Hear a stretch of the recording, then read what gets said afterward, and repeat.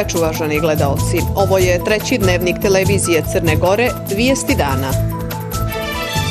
Nacionalno koordinaciono tijelo dalo saglasnost za ublažavanje pojedinih mjera. Zabrana kretanja važiće svakog dana od 23 sata.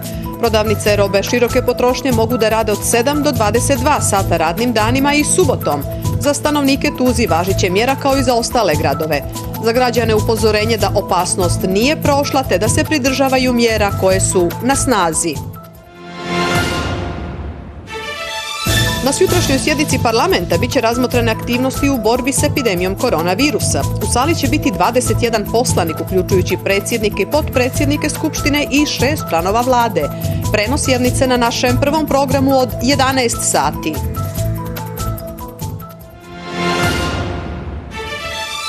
Generalna skupština UN-a usvojila rezoluciju kojom poziva na globalnu akciju radi brže proizvodnje lijekova, vakcina i oprema za borbu protiv pandemije virusa korona.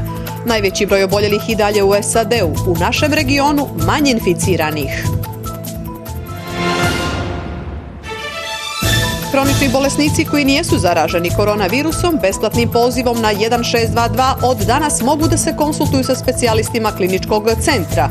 Svako dijete psihološku podršku i savjete u vezi s pandemijom može dobiti posredstvom nacionalne SOS linije 116 111.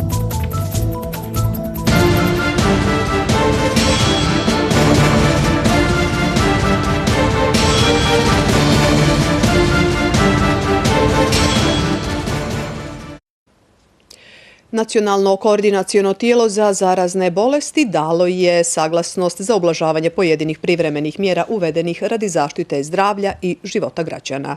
Analizirajući epidemiološku situaciju, odlučeno je, na predlog Instituta za javno zdravlje, da zabrana kretanja